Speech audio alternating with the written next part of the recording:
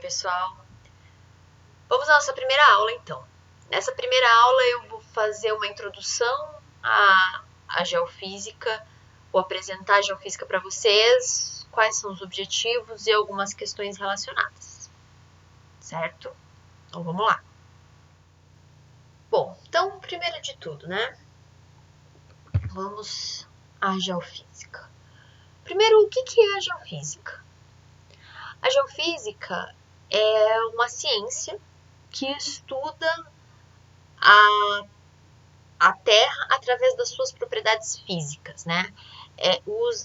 Utiliza as características físicas da Terra, o calor, o magnetismo, a radioatividade, a gravidade, as características dos materiais para investigar a própria Terra, né? Principalmente as camadas internas, as camadas interiores da Terra, tanto as mais profundas quanto as mais superficiais. Tá? A geofísica ela pode ser, os métodos geofísicos eles podem ser utilizados em diferentes escalas, né? A gente tem a geofísica global que estuda a Terra como um todo, aquelas camadas da Terra que a gente conhece, núcleo, manto, crosta, as diferenças de características entre essas camadas são todas conhecidas através de estudos baseados em geofísica, de propagação de ondas, que são um método geofísico, tá? Mas não é esse o nosso foco. O nosso foco é a geofísica para estudar as camadas superiores da crosta, tá? Que é a geofísica aplicada para engenharia, a geofísica aplicada para mineração e a geofísica aplicada para ciências ambientais, né? São medidas que a gente toma geograficamente em lugares menores, né? E a gente consegue determinar as distribuições das propriedades físicas em locais específicos para tentar identificar algum tipo de material, normalmente em subsuperfície, mas quando a gente estiver falando de ambiente marinho, a superfície do fundo do mar também é um ambiente que a gente não consegue chegar e a gente também usa as características geofísicas para identificar. E aí já me adiantei. Quando usar geofísica, né? A gente usa geofísica quando não é possível acessar aquele ambiente, aquela rocha, aquele material diretamente. A geofísica é um método indireto de investigação, né?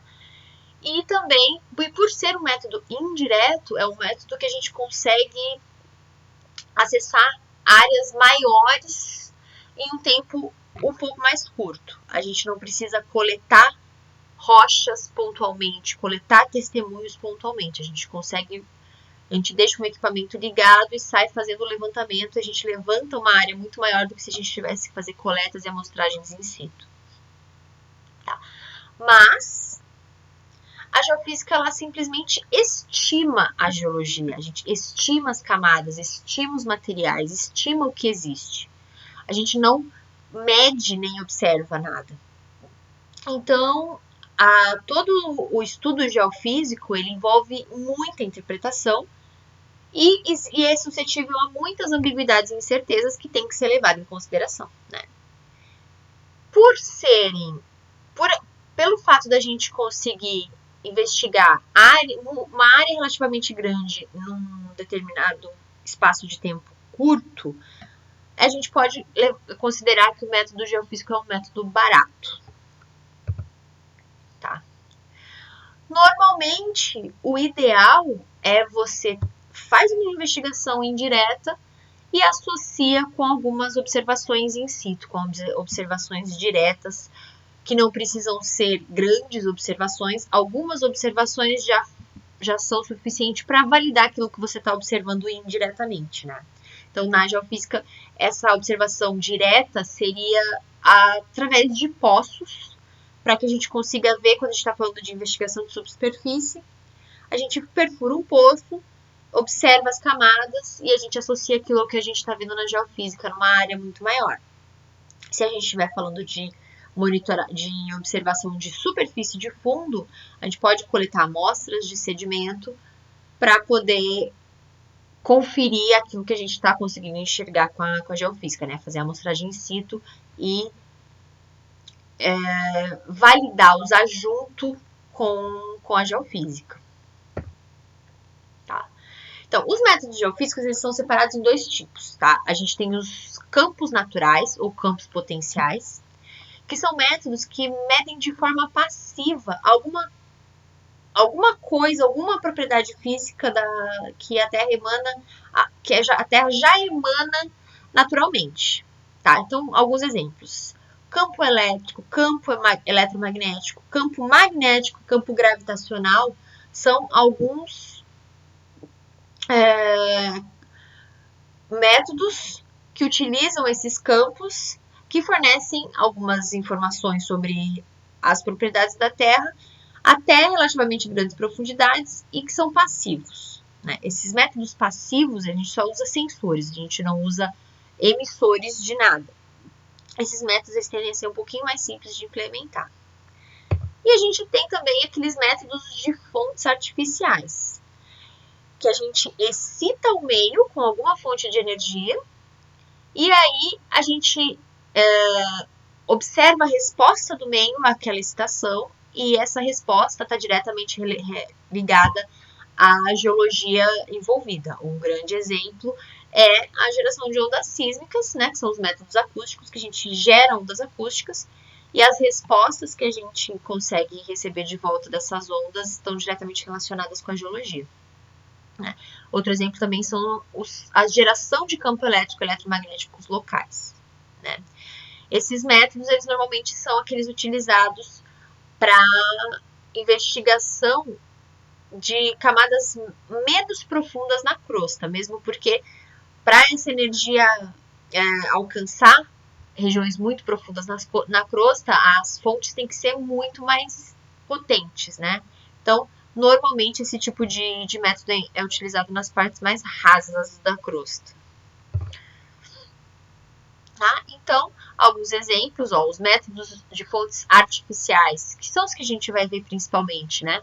São a sísmica de reflexão e refração, métodos elétricos e eletromagnéticos, perfilagem de poços, que a gente usa um poço e faz uma perfilagem com o método geofísico dentro dele, os georradares, que usa energia eletromagnética ao invés de acústica.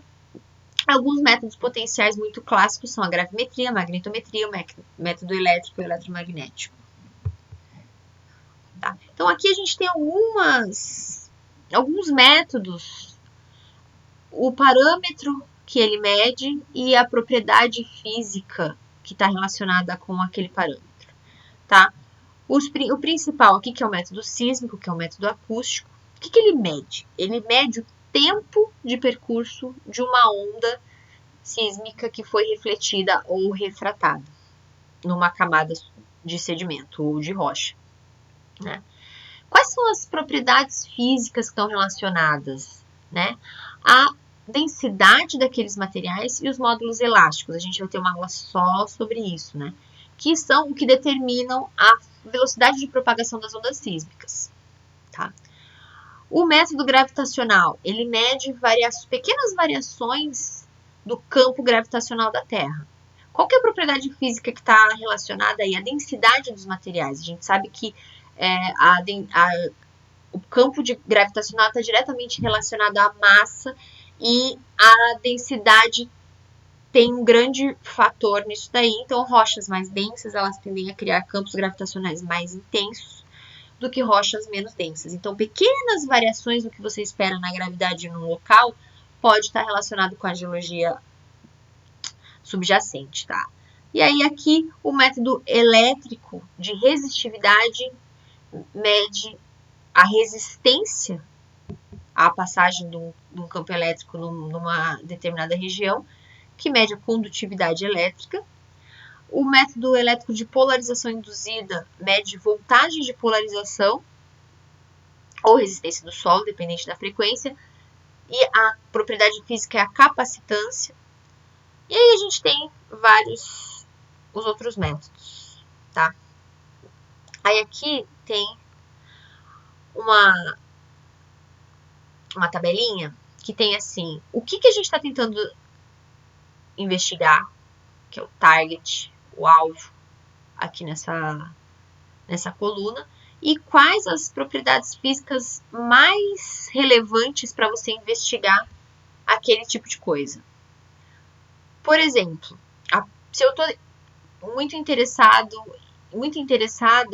em investigar a porosidade de uma certa rocha de algum lugar, tá? Normalmente, porosidade está muito relacionada com lençóis freáticos, tá? A porosidade. Então, a densidade é uma propriedade física muito importante para eu investigar. A suscetibilidade magnética, não, tá? A resistividade, sim. A velocidade sísmica, nem tanto, tá? Se eu tô interessada, vamos lá pro meio, na quantidade de água que tem dentro de uma rocha.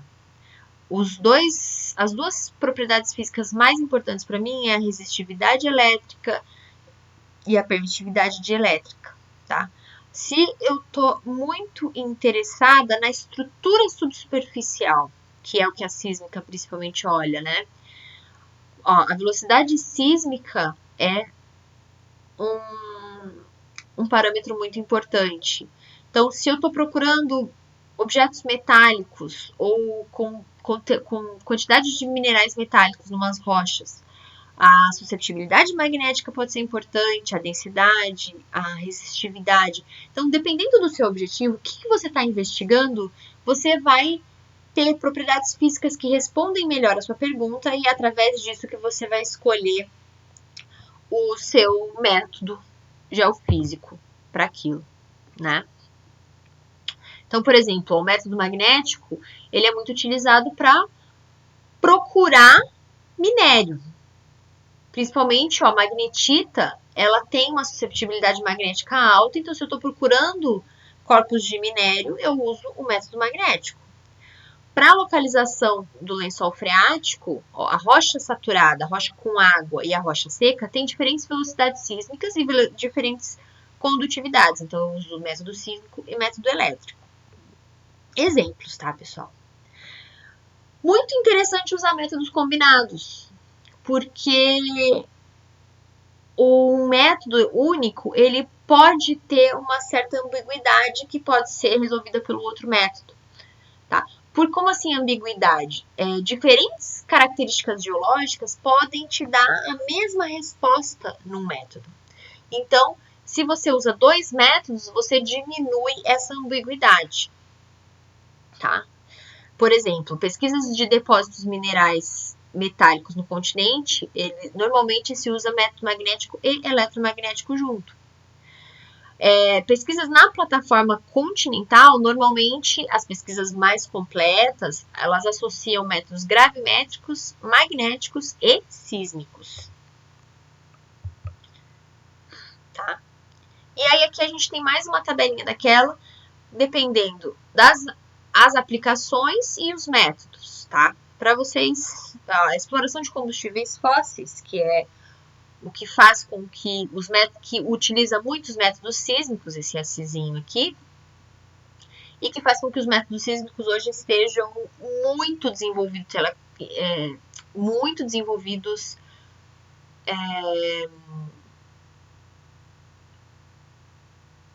tecnologicamente. Eles estão tecnologicamente muito desenvolvidos, porque tem muito dinheiro em pesquisa para métodos sísmicos, porque petróleo e gás paga, né? Então, aí a gente tem vários exemplos aqui.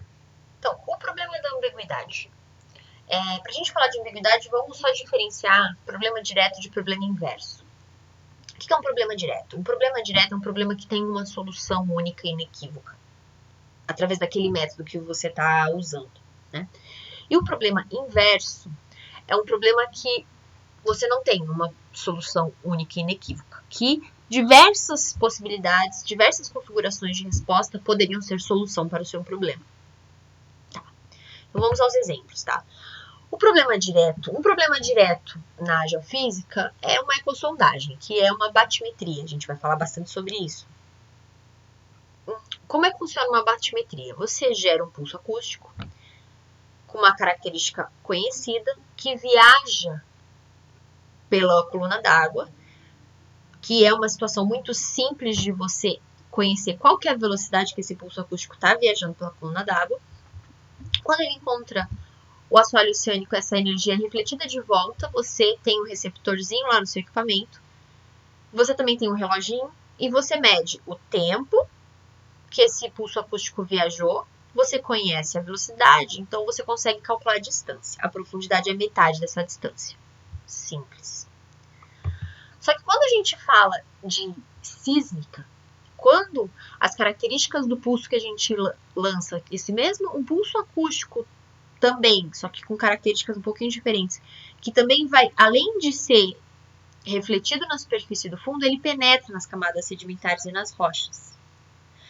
Só que, diferentemente da água, a velocidade de propagação do som nas rochas não é tão simples de ser conhecida.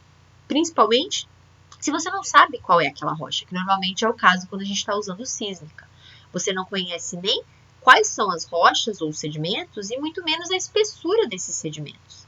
Então, para você calcular a distância que esse pulso acústico está percorrendo, é muito mais difícil, porque você não conhece a velocidade. Então, aí a gente entra num problema indireto. Você mede o tempo, mas diversas configurações ali de relação entre densidade e espessura, e que a velocidade de propagação de onda e espessura, poderiam te dar aquele resultado. Tá? O que se faz no caso da sísmica, né, que é o exemplo que eu estou dando? A gente faz diversas medições em distâncias diferentes para a gente ter uma estimativa da distribuição de velocidade e também usa métodos adicionais, né? Então a questão é, diferentes situações geológicas podem às vezes também resultar em diferenças muito pequenininhas no levantamento geofísico. Às vezes são diferenças significativas no contexto da geologia, só que no levantamento elas aparecem bem pequenas, né? Isso tudo é intrínseco, porque a gente está falando de um método indireto. Todo método indireto tem algum erro intrínseco, né? E não há uma solução única. Quanto mais experiente na interpretação, menor vão ser esses erros, tá?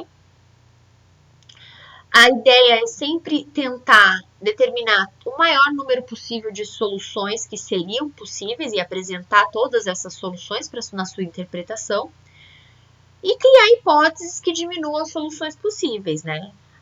O uso de métodos complementares que vão minimizando essas dúvidas de quais seriam as características e muitas vezes só a amostragem in situ mesmo é que vai tirar as dúvidas.